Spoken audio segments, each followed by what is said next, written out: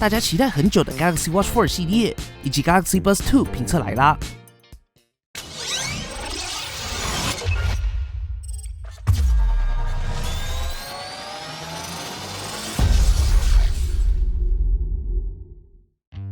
我们一样先从 Galaxy Watch 4系列开始。这次 Watch 4系列共推出了 Galaxy Watch 4以及 Galaxy Watch 4 Classic 两个版本，两者最大差异就是外观设计。Classic 版本有可以转动的实体表圈 ，Watch 4则是采用虚拟触碰表圈的设计。熟悉 Galaxy Watch 系列的朋友就知道，其中最经典的元素就是 Galaxy Watch 4 Classic 外面的这一圈实体表圈。透过转动表圈，除了很疗愈，更重要的是表圈让 Galaxy Watch 的操作逻辑更有效率。例如，在切换功能时，不需要在荧幕上左右滑动，只要转动表圈就可以快速选择；或在设定闹钟时，不需要上下滑动调整时间，直接转动表圈就可以快速调整，整体使用体验非常利落。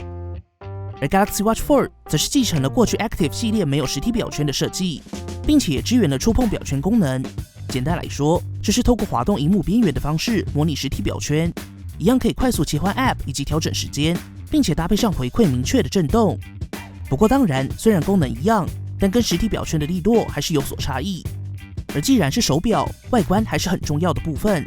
先来说 Watch 4 Classic， 邦尼手上的 Galaxy Watch 4 Classic 是 46mm 不锈钢的银色版本，不锈钢材质也是跟 Watch 4的主要差异之一。采用圆形的表面设计，覆盖大猩猩 DX 抗刮玻璃。DX 系列的特性就是抗反光、更好的光学透度以及抗刮，适合用在行动穿戴上。屏幕采用平面，所以习惯贴保护贴的朋友应该很容易就能找到。当然，拥有实体表圈的另一个特点就是可以一定的保护到荧幕本身。整体外观设计采用了许多亮面及雾面过渡，搭配上金属法丝纹3种主要元素。这次比较特别的是三星采用了长形的按键设计，这是跟上代 Watch 3差异比较明显的地方。而在上方按键则是加入了红色跳色设计。但还是不得不说，邦尼自己真的蛮喜欢实体表圈的设计，在转动时相当利落，同时内部机构带来的阻尼感非常细腻清脆，伴随着震动跟机构本身的转动声音，真的很疗愈。接着看到 Galaxy Watch 4， 邦尼手上的 Galaxy Watch 4是 44mm 的绿色版本。Watch 4采用的是铝合金表壳材质，同样采用圆形表面设计，不过没有实体表圈，整体采用平面的荧幕设计，一样比较容易找到玻璃保护贴。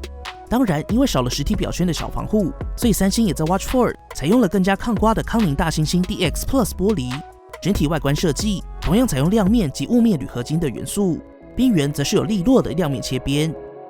最后，这次的 Galaxy Watch 4系列也都有军规认证，支援 IP68 以及水下50公尺无 ATM 防水，可以更好的应付游泳跟日常碰水场景。比较值得一提的是，这次三星在表带上都采用了 FKM 氟橡胶的材质。表带部分，这次采用 20mm 的规格，官方一样有多种可选。这次比较特别的是，这款复合材质的防汗皮革表带，采用双层材质设计，可以在保有皮革外观的前提下，有更耐用舒适的佩戴感。接着看到这次最大的重点 ，Galaxy Watch 4系列全面采用三星跟 Google 深度合作的全新 Wear OS。大家都知道，三星的 Galaxy Watch 系列算是 Android 阵营蛮重要的旗舰穿戴装置，也有许多 Android 阵营的使用者搭配的是 Galaxy Watch。不过过往三星采用的是自家 Tizen 系统，顺畅度跟电量控制表现也都不错。但毕竟是自有生态，大多数主要功能只能依靠三星自己。虽然也有许多深度合作的结果，例如先前的 UA 系列 App 可以独立使用的 Spotify 等等，但要说第三方开发者的数量真的比较少。而 Google 的 Wear OS 有些正好相反，即使有更多 App 推出了 Wear OS 的 App。Wear OS 过去虽然也有不少产品，但却缺少了一个能够稳定推出硬体，并且有一定销量维持生态的产品。所以这也就是大家非常期待强强联手下全新 Wear OS 登场的原因。在 Galaxy Watch 4上采用全新的 Wear OS Powered by Samsung， 除了系统底层是三星跟 Google 联手深度客制化，三星也加上了大家熟悉的 One UI 操作界面。不过也因此 Galaxy Watch 4系列没办法跟过往的 Galaxy Watch 一样支援 iOS， 目前是 Android 限定，不确定后续是否会开放支援。而关于实际体验，我们一个一个来看。在开始前，还是要先看到萤幕。这次 Galaxy Watch 4系列大致的2个版本都搭载了一块 1.4 寸的 Super AMOLED 萤幕，解析度相较起上代 360x360， 这代提升到 450x450， 萤幕明显更加细腻。同样支援 Always On Display， 永远显示手表上的主要资讯。在一般戴着的时候，系统会自动降低亮度，并简化显示内容，让手表在省电的前提下，也可以显示画面展示风格。但当你抬起时，就会自动点亮，让你进行操作。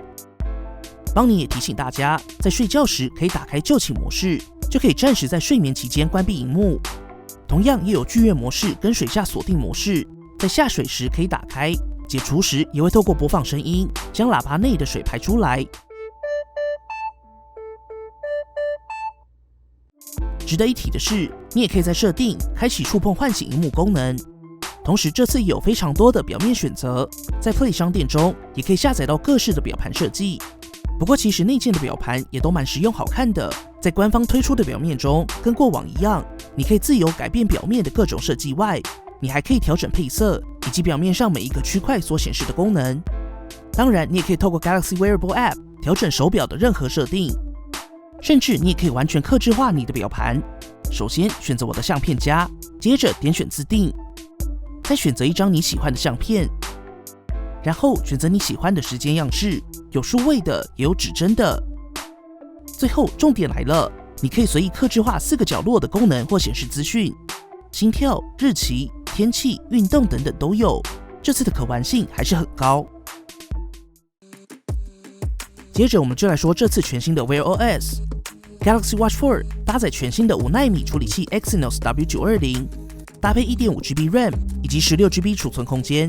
这次 Exynos W920 在 GPU 上有蛮大的提升，也可以看到这次在 Wear OS 所有的动画设计都更加动态，包含测量心跳、血氧或是开始跑步等等。同时也进一步强化手表在闲置下的低功耗表现。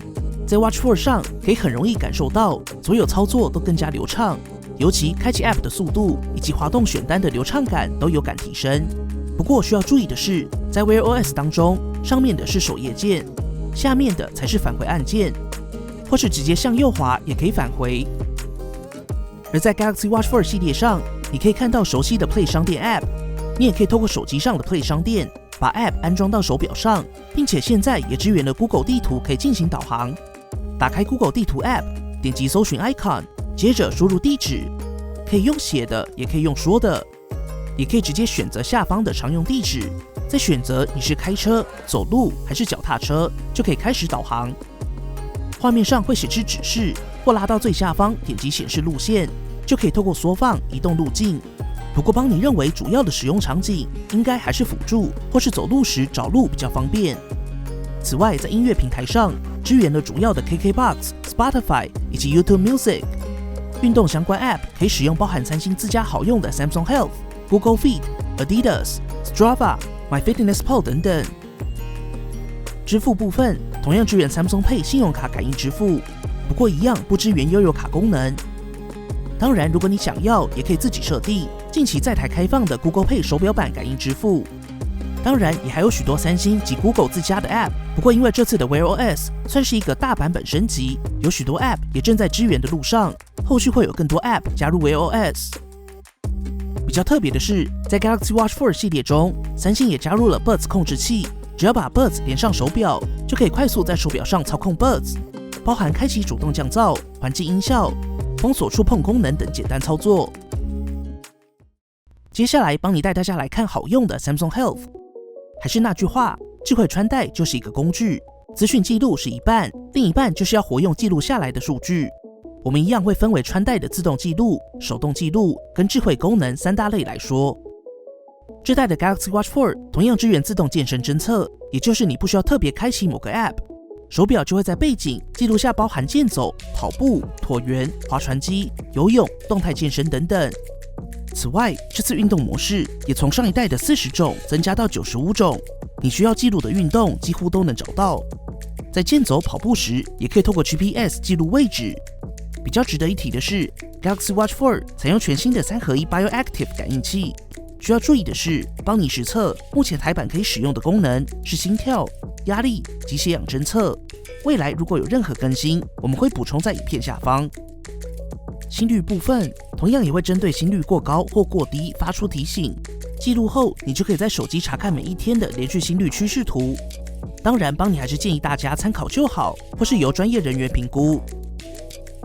这次新增的功能落在睡眠侦测，同样有深层、浅层、清醒以及快速动眼期侦测，并且也可以查看睡眠评分、消耗的卡路里，也加入了全新的睡眠期间血氧浓度侦测以及鼾声侦测等等，也可以搭配手机打开鼾声录音功能，如果睡眠期间有鼾声，也会录制下来，让你可以追踪。在安全性上，也有重摔侦测、自动拨打电话、传送讯息求救的功能。跑步记录上，则是可以侦测你的最大摄氧量，作为心肺能力的参考。同时 ，Samsung Health 也有跑后分析的功能，包含配速、最大摄氧量、指标等建议。最后，这次 Galaxy Watch 4也支援女性健康功能。而在智慧功能上 ，Galaxy Watch 4同样有喇叭以及麦克风，所以可以直接透过手表接听手机来电，并且进行通话，也可以接收简讯，一样是收验证码的好选项。当然，你也可以直接从手表打电话给你的联络人。接着看到通知提醒，邦尼也说了很多次，只要把自己在乎的通知加入提醒就好。如此一来，手表就可以初步过滤不重要的通知，同样可以直接回复预设的回应字句，也支援手写、文字或是9宫格输入文字讯息回复。比较特别的是，如果是习惯全尺寸键盘的朋友，你也可以在 Play 商店下载到 Gboard， 键盘或语音都可以使用。下载完成后，记得在设定的语言加入繁体，等待下载就可以切换注音键盘。不过邦尼自己认为，在手表这个大小的萤幕上，使用手写或语音输入会比较实用一些。而在第三方 App 的来电上，以 Line 来说，手表上会响，也可以挂断，但无法接听。在电量部分，邦尼手上的 Galaxy Watch 4 44mm 版本，采用361毫安时电池，在邦尼的体验下，开启 Always On Display 永远显示，搭配10分钟一次的心率侦测，大约可以到2天多一充。如果是开启永远显示，搭配连续测量，开启睡眠血氧侦测、鼾声侦测等，再搭配就寝模式，则是稳稳的1天多一充。1天1充应该没有太大问题。在充电上，邦尼还是推荐大家回家洗澡时，或是在办公桌前坐着，2个时间可以透过磁吸无线充电器充电，或是搭配 Galaxy 手机进行反向充电。如果你不习惯带着手表睡觉，也可以直接晚上充电，萤幕也可以当成小时钟。不过还是那句话，都买到旗舰定位的智慧表，建议大家功能尽量打开使用，只要养成规律的充电习惯就好。当然，很在意电量的朋友，这次也跟手机一样，可以开启省电模式，系统就会稍微限制处理器效能，关闭耗电功能，达到省电。而在充电速度上，30分可以充满 28%， 1小时充满 61%， 1个半小时充满 93%， 完整充满耗时1小时又46分，速度中规中矩。接着快速带大家来看，这次也支援 ANC 主动降噪的 Galaxy Buds 2。首先是外观设计，这次 Buds 2还是采用比较圆润的机身设计，并且大小相较起 Buds Pro 小了1圈，相较起 Buds Pro 饱满的佩戴感 ，Buds 2的存在感比较低，也舒适一些，建议大家到现场试戴。不过更重要的是，邦尼还是要提醒大家，入手后一定要花时间找到适合大小的耳塞。还是那句话，除了更容易戴稳，声音品质会更好。有降噪功能的耳机，如果没戴好，比较敏感的朋友可能会产生头晕。顺带一提，三星这次也在 Galaxy Wearable 加入了耳机服贴测试功能，在 Galaxy Wearable 就可以直接测试耳机的密合程度。还有一定要提一下，这次充电盒同样继承了 Buds Live、Buds Pro 的设计，所以3代的充电盒可以共用保护壳。当然，随着每一代推出，保护壳选择也越来越多。比较值得一提的是 ，Buds 2只有 IPX2 的防汗水性能，不建议雨天碰水使用。接着来说实际体验，这次的 Galaxy Buds 2定位略低于 Buds Pro， 不过一样有 ANC 主动降噪以及环境音，但售价也比较亲民一些，一样可以透过 Galaxy Wearable 进行设定。可以看到，在 Buds 2的环境音效上共有3个等级，在收音时也会针对背景噪音进行降噪。以下邦尼也提供一组环境音实录表现。44只狮子们门外有44只狮子，不知是44只石狮子，还是44只死狮子。44只狮子门外有44只狮子，不知是44只石狮子，还是44只死狮子。此外，这次 Buds 2也支援了通话期间打开环境音效，在讲电话时可以听到自己声音，就比较不会因为戴着耳机不小心讲太大声。不过这次 Buds 2并不支援在 Buds Pro 上好用的语音侦测360音讯功能，但一样可以透过长按在环境音效跟开启降噪两者切换。在实验室中，则是可以打开触控边缘功能，就可以直接触碰边缘调整音量，算是 Buds 经典实用的功能。毕竟目前有许多真无线戴上后就无法透过耳机本体调整音量，顶多透过语音助理辅助，建议敲击耳机侧边的位置。第一次使用的朋友需要花时间熟悉一下。而在 Buds 2上的主动式降噪功能只有开关，无法调整等级。以下邦尼也直接提供 Galaxy Buds 2的降噪测试。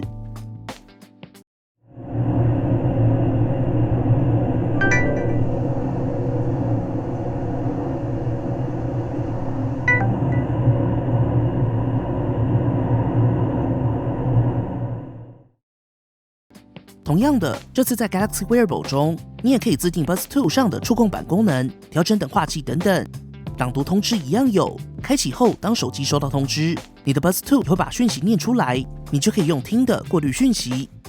当然还是一样的逻辑，只开启重要的 App 通知就好，把 Buds 2的通知功能当成过滤器。此外，也可以在实验室开启 Galaxy 装置专属的游戏模式。连接体验上， Galaxy 装置在打开耳机盒后，就会自动跳出连接视窗，可以进行快速连接。比较特别的是，在支援的 Windows 装置附近时 ，Windows 也会自动跳出连接提示，按下后就能快速连线。同时 ，Galaxy Buds 2也支援流畅耳机连线，也就是所有登入同一个三星账号的 Galaxy 装置都会自动同步连接，并且也支援自动切换功能。例如，你原本在使用手机，但你突然想换平板使用。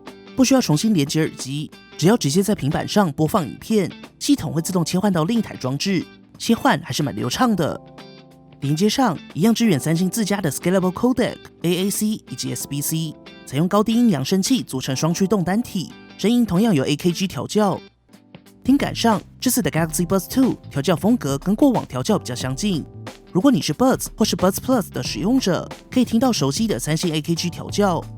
不过跟 Buds Pro 一样 ，Buds 2进一步强化了低频。跟 Buds Pro 对比的话 ，Buds Pro 在低频跟高频人声上的优势还是肉耳可听，毕竟价差就在那里。不过如果是一般使用者，老实说 ，Buds 2的表现已经可以很好的覆盖各种场景，在这个价位带，声音表现也算不错。在意听感的朋友，预算足够，的确可以直上 Buds Pro， 但两者调教还是有小小的不同。邦尼也推荐大家可以到门市体验一下。收音部分 ，Buds 2同样采用3麦克风设计，外部有2组指向性麦克风以及1个内部麦克风，并且透过机器学习，智慧过滤外界噪音。实际效果如何？以下邦尼也提供通话测试，供大家参考。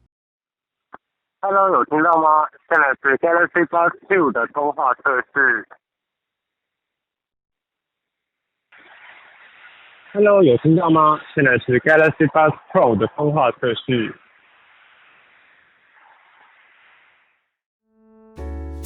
在实际表现上，可以听到 Buds 2的确又更减少了风切声及车流噪音，不过声音的压缩感也比较明显一些。而在续航力上，根据官方资料，在开启主动降噪下，跟 Buds Pro 一样，耳机本体可以提供5小时续航力，搭配上充电仓，则是可以达到20小时，略高于 Buds Pro。在邦尼的实测中，1个小时大约消耗18%左右。同样的 Galaxy Buds 2除了支援有线充电，也保留了三星标配的气无线充电，也可以透过手机的无线电力分享帮耳机回血。整体来说 ，Galaxy Watch 4这次最大的亮点还是落在以 Wear OS Powered by Samsung 为核心带来的所有改变。其实不只是这次三星跟 Google 深度合作的 Wear OS， 可以看到最近 Android 阵营的各项生态都有注入活水的感觉。邦尼也期待未来有更多 App 登陆 Wear OS。如果你是 Android 用户，一直在等待一款 Android 旗舰高阶的手表，也可以关注一下 Galaxy Watch 4。需要注意的，邦尼前面也都提到了。而 Galaxy Buds 2定价更加亲民一些，各方面来说，还是一款均衡的真无线蓝牙耳机之选。尤其是加入了 ANC 主动降噪，完成了真无线重要的一块拼图。搭配上三星本来就很实用的朗读通知、触控板等功能，实用性也是足够的。好啦，本期节目就先到这里。如果还有任何问题或帮你没说到的，都欢迎底下留言一起讨论。如果喜欢本期的节目，不要忘记订阅帮你，并且打开小铃铛，及时收到最新的评测通知。当然，你也可以在 Facebook 邦尼 AI 小助理、Instagram 以及 Line@ 找到我们。如果还有其他问题，别忘了底下留言。那我们就下期影片再见啦！